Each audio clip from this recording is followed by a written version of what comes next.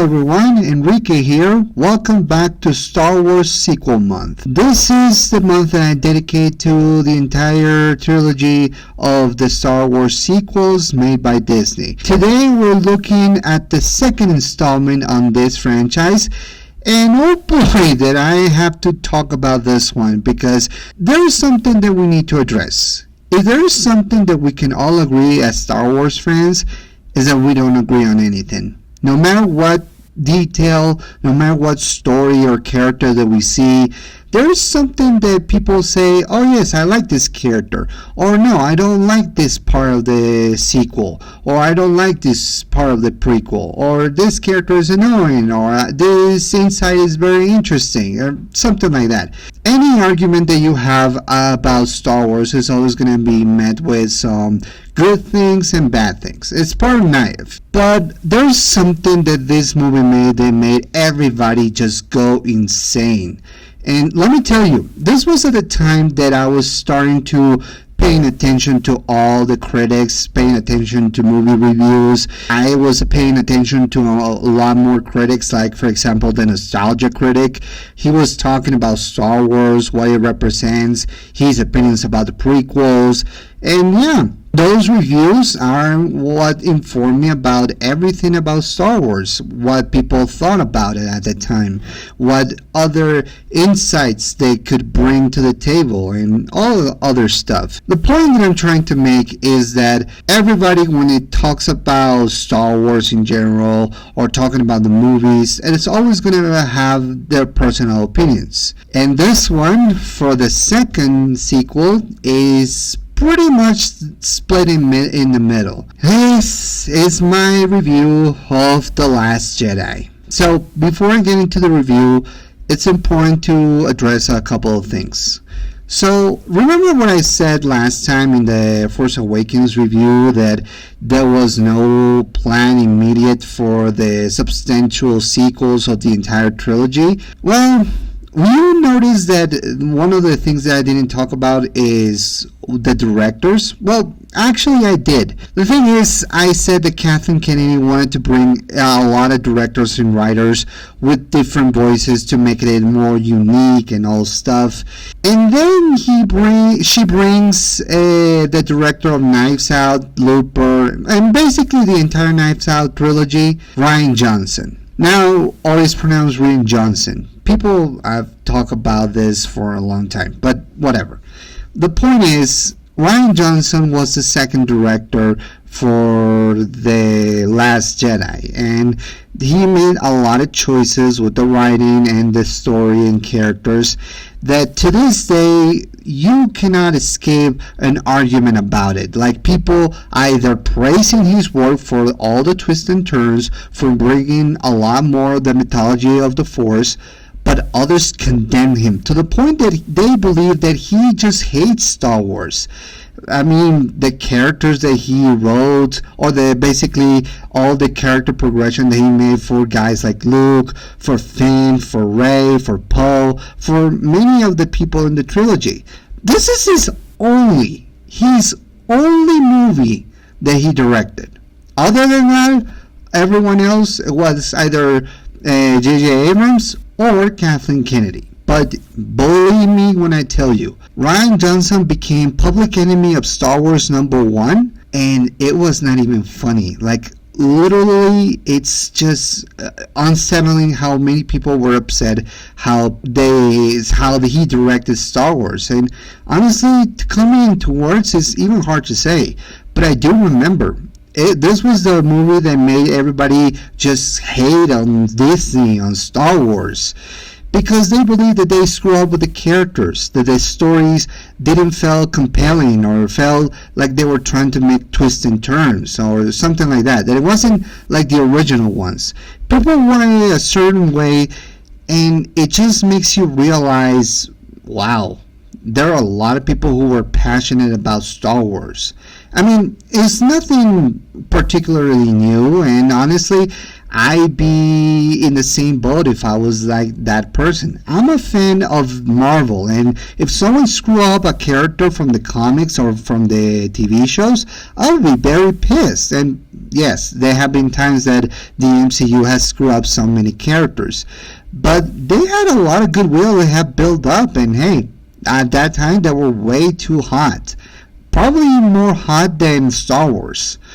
But regardless of that, it was this particular movie, The Last Jedi, that just felt like the straw that broke the camel's back for if you want to be technical.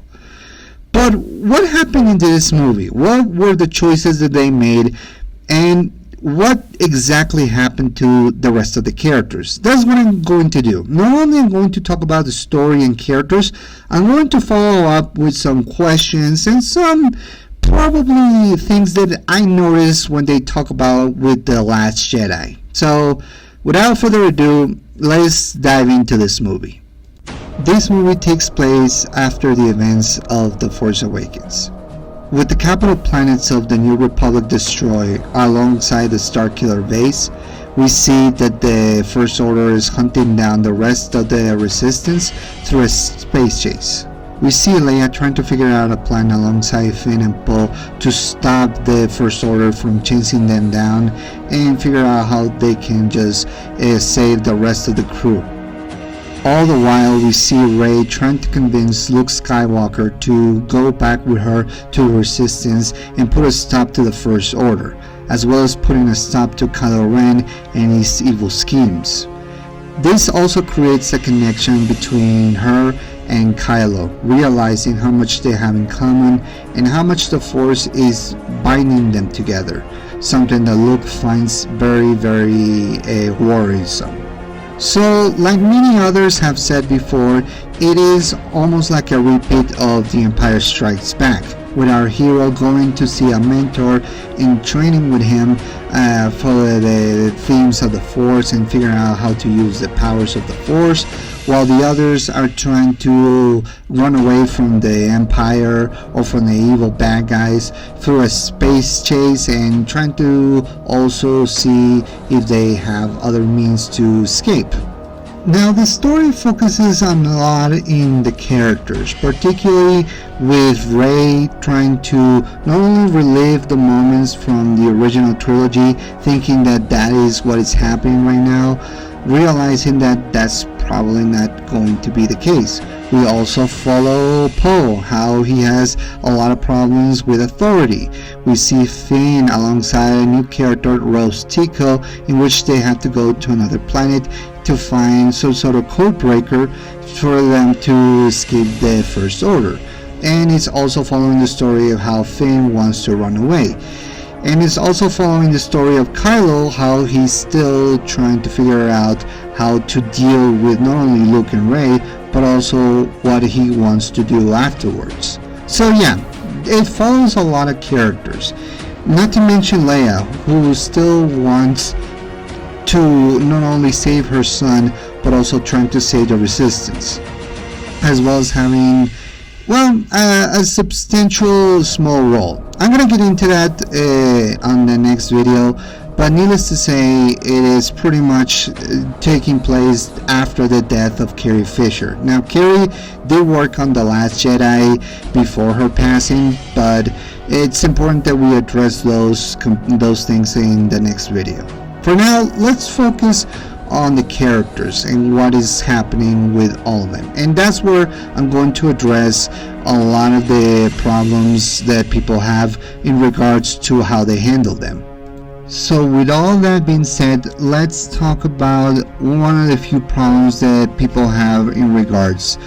So I'm gonna begin with the characters, starting with the one that you can argue started it all, Star Wars and everything that came after. And that is, of course, Luke Skywalker, played by Mark Hamill. So, the last time we saw Luke was in Return of the Jedi. He redeemed his father, he saved the galaxy, stopped the Empire, and now he was happy at peace with a newfound family. especially discovering that Leia was his sister. Years later, we see Luke in the planet Acto, in a little island where he is living in.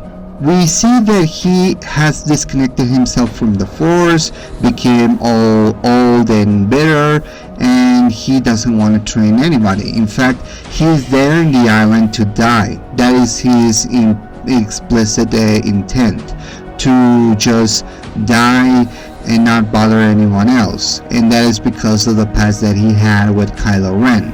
So this is one of the few points where people open their discussions and make people angry. This is the one part that people are genuinely upset in for a lot of number of reasons.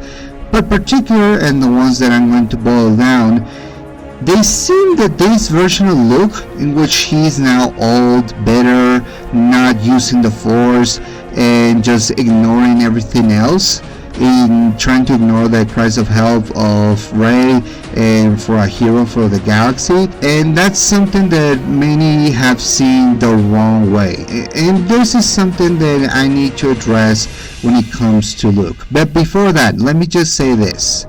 Mark Hamill as Luke Skywalker is so great. Still has a lot of charm, a lot of wisdom that he passes on, and he feels like a genuine legend. But that is where we have to deviate a little bit from the legend and talking about what is happening here and what is the argument that many people have in regards to this film. Was Luke Skywalker ruined? That is what many people have said. Recall, many have seen Luke Skywalker as the beacon of hope, the one person that managed to save not only his father, Darth Vader, but stop the Empire and became a full-blown Jedi. Probably even better than his forebears, which were Obi-Wan and Yoda. In this version, we don't see that. We see him old and bitter. I already said those things. But that is the one thing that many people have problems with, because we know the Luke is a good person, despite all his flaws about being whiny and, being more of a hermit.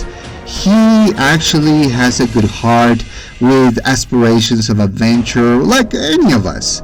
And when he finally redeemed his father, Darth Vader, it seemed like a genuine wrong step for many when he decided to kill Kylo Ren. Now, let me just emphasize this, and I should probably have warned that there were spoilers in this review, so try to tread carefully. So, the whole idea is that Luke sensed a little bit of darkness in Kylo, and that was enough for him to ignite his lightsaber in order to stop him, because he sensed the future, that everything that he knew and loved was going to be destroyed.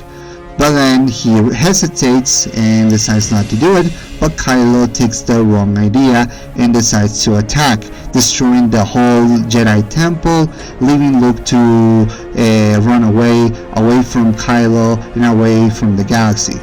So this is where people just cannot accept this version, because after everything that he went through, with Darth Vader being his father, trying to redeem him because he knew there was good in him, they believe that by doing this, by trying to kill his own nephew, that he was ruined.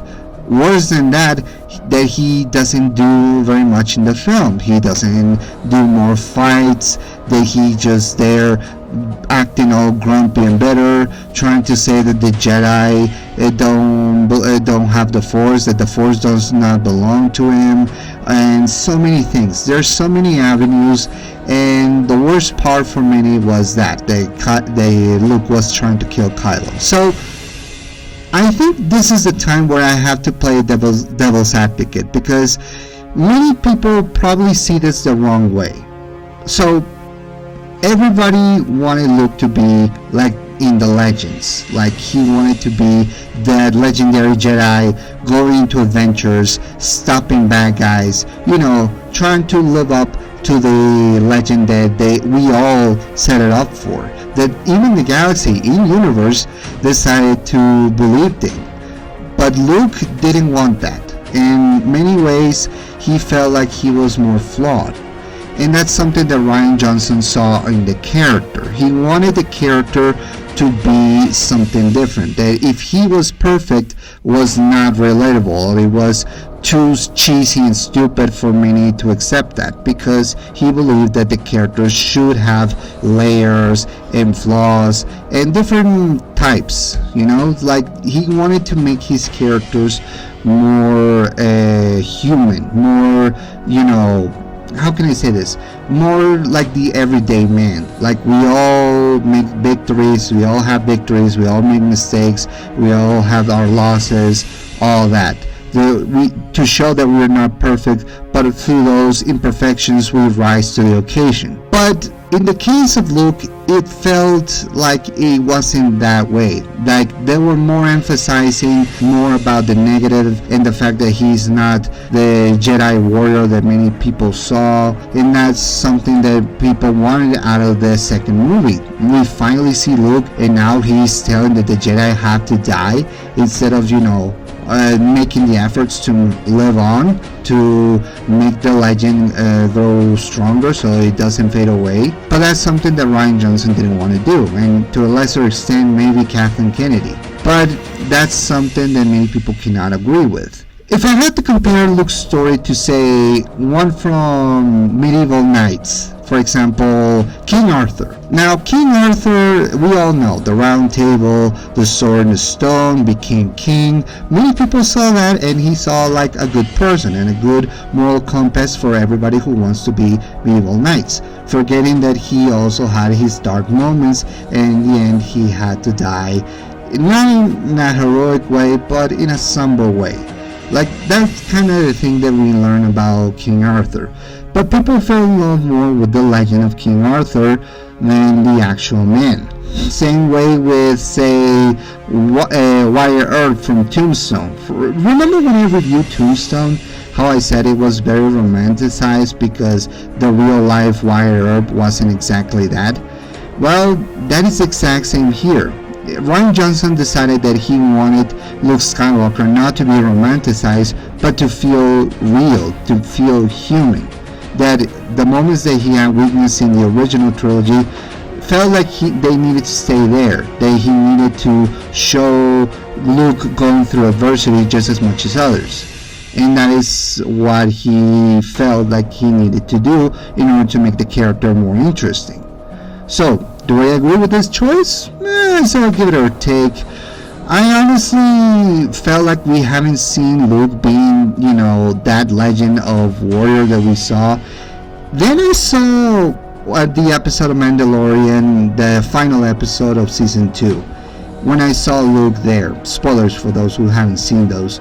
But yeah, Luke was more heroic in that one episode, in that one scene, than anything in The Last Jedi, and that's what many people saw in this version. That Luke wasn't exactly heroic, but more old, bitter, thinking that he should just die and let the Jedi die, because he believes that that is not right, that there is too much darkness in them, just as much as he has within the Skywalker blood. So that's what many people didn't like, because we wanted to see something amazing. We wanted to see something amazing from Luke, something badass, and so the majority felt like we didn't get that, and we got something else.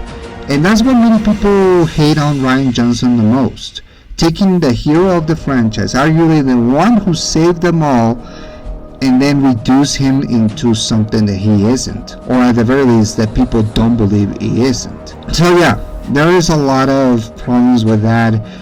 And maybe if he wanted to tell a story about, a man coming to grips with his actions and trying to teach someone about the Force, the balance, and all that, he probably would have done so in an individual movie, not necessarily connected to, the movies, or at the very least to the original ones.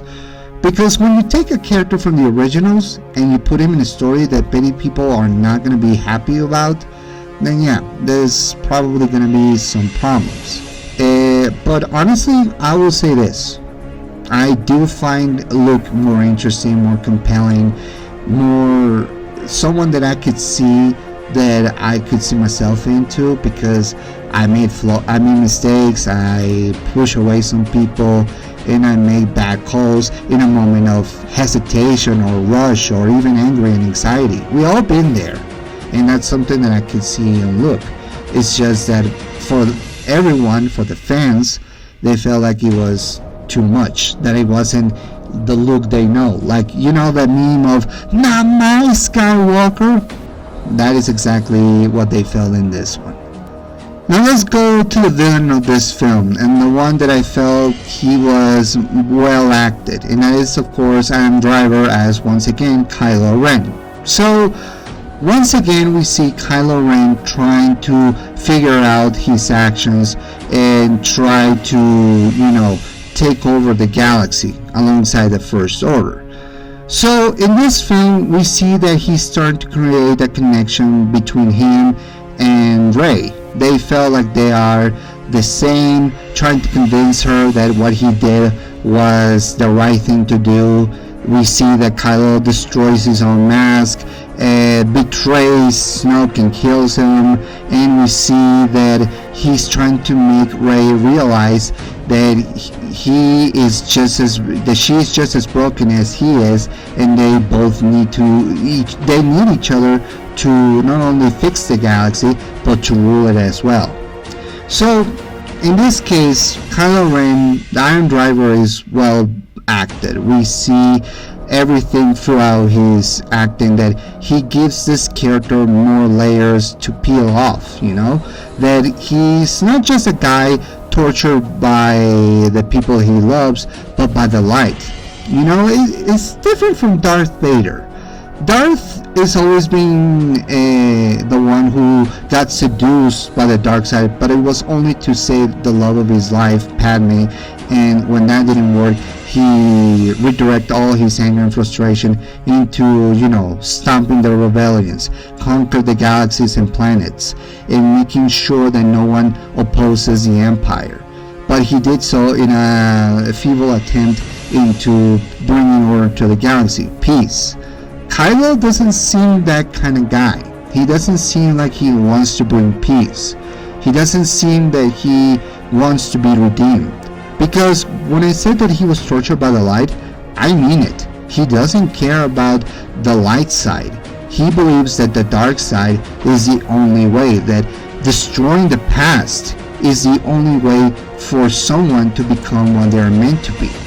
That he is supposed to let everything go and just destroy everything from the past in order to declare himself the ruler. And that is what he does. That's what he always does.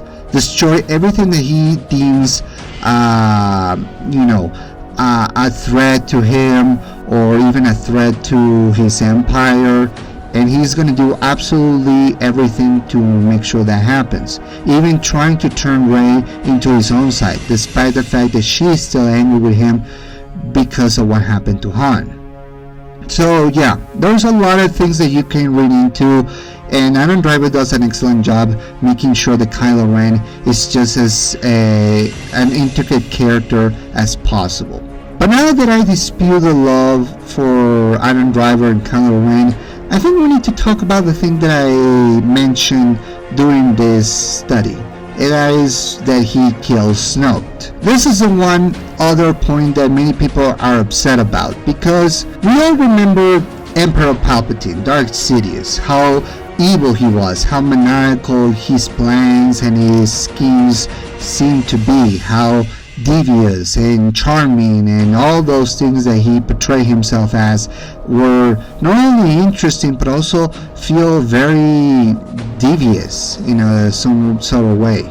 And we wanted that for Snoke, or at the very least people wanted Snoke to be someone that we haven't expected before. When he was revealed to be, another Sith Lord, or another person willing the dark side, everybody, actually I didn't do it, but everyone assumed that he was Darth Plagueis. Now, who is Darth Plagueis? Darth Plagueis is the one person that Darth Sidious, Palpatine, talk about with Anakin in The Revenge of the Sith. He talks about how he was this evil Sith who mastered death, and he used everything in order to stay alive. Something like that.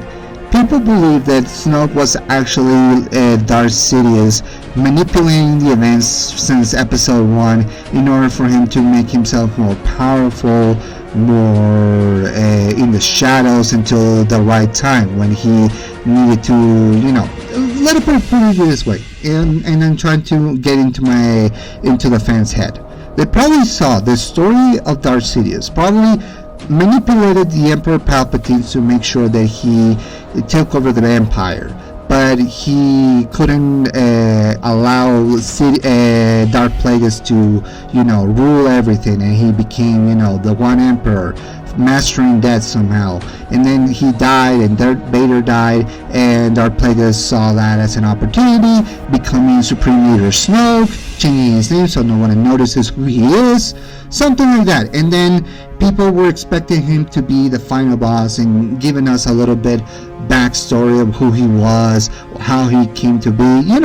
That's the kind of things that many people saw on Snoke. That they wanted him to be someone from the lineup, from the timeline, but it wasn't that, and he got killed by Kylo Ren. He got exactly chopped in half. And that's something that many people were very, very pissed off about, because what was the point of Snoke if he wasn't to be the final boss?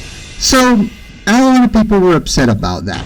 So what can I bring about this? Well, I saw the reviewers talking about Snoke, how pointless he was. I saw others that said that is not his story, that he is not the focus. The focus should be on Kylo Ren. So Kylo Ren wanted to betray Snoke. We all know that, but we didn't know how.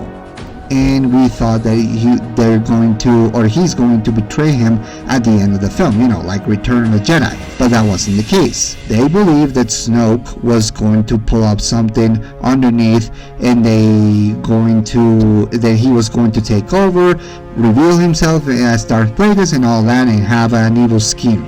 But that wasn't the case. Kylo killed him, and many people realized that was pointless. But others said that is not the story. It's Kylo's story, because Snoke was more of a symbol, similar to the Emperor.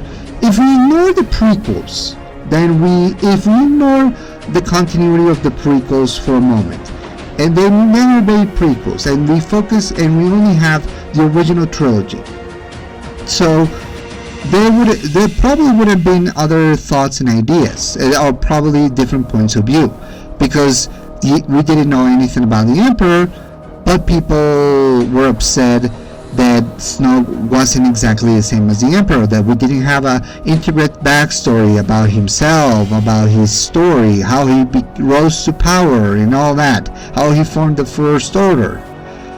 And instead we got the death of him by the hands of Kylo Ren. Kylo takes over as the Supreme Leader, and that's it. And that's something that many people just didn't like, because we wanted to see Snoke have his own backstory. But the problem with that is that with too many stories and characters in one movie, you have to realize that some of them are not going to be as focused as others. I mean, take for example Batman Returns, for example. The movie, I'll say this, it's not about Batman anymore. It stopped being about Batman and instead became about the villains. Catwoman, Max Shrek, the Penguin. They were the focus of the movie. And when they were the focus, Batman felt sidelined somehow. And that's probably one of the issues that people have with this. Well, I'm not saying that the heroes were ignoring this and then that's it. It's that we didn't get a backstory for Snoke because we didn't have enough information about him, how he became to power, because we wanted more story explanations, a line of dialogue, just something. But that's not the point, and that's something that I have to defend. Yes, Kylo is more interesting than Snoke, and yeah, he killed him. But it wasn't the same as in Return of the Jedi. He didn't want to redeem himself. Kylo killed Snoke for the sake of ruling the galaxy, to take over as the supreme leader of the First Order. And that is something that I don't think not even Snoke could predict, despite the fact that he was reading minds. Although that's something that a lot of people have brought up, that he sees everything and he didn't notice that Kylo Ren killed him. Maybe it was hubris, maybe the dark side clouded his judgment, I don't know. But that's something that many people have problems with, because we wanted to hear about the backstory of this guy and we didn't get it. Now let's talk about our heroes. Let's talk about Poe Dameron, played by Oscar Isaacs. So Poe, we all know he's charming, charismatic, he's a Daredevil owner, he does a lot of incredible stuff, but the movie decides to ground the character a little bit. You see, after the escape from the planet they were residing in order to escape from the First Order, a lot of soldiers die in the chase. Leia, trying to knock some sense into Poe, into make him realize that death people will not make things better, Leia is out of the commission. So it's up to General Holdo to take over and trying to come up with the plans. Throughout the film, we see that Poe is getting impatient, trying to ask Holdo what are the plans to escape or to fight back the Empire, and she doesn't tell anything. She doesn't want anybody to know, and she is putting Poe in the dark, something that we are aware of. And the more he gets angry, the more he thinks that Holdo is being a traitor, that she is a traitor to the Resistance, and probably selling out the Empire, the Resistance to the First Order. You know, that's something that we see in the perspective of Poe. Poe in this film, played by Oscar Isaacs, is being played well. He, like I said, Oscar Isaacs is one of the best actors ever from the 2000s. He is charismatic, but also very serious. He adds a lot to dramatic scenes, and we see his perspective and personality. He's getting impatient. He's getting very, very scared, and that's something that he is trying to control, but at the same time he's trying to figure out what to do. This is something that a lot of people will also have a problem with, because they pretty much said that they also ruined Poe because his character was acting more incestuous, naive, or at the very least getting more impatient, like an angry little kid who wants to know everything all the time, or he feels like he's left in the dark, and it's making him more whiny. That is something that a lot of people have problems with, and it's not what I got from Oscar Isaacs. Poe is actually a great character, and we see that they're trying to make him into the new leader of the Resistance, that he has to take over in case something happens to Leia or anyone else. And we see that in this film, how he has to realize that mindless heroics will only result into a lot of death.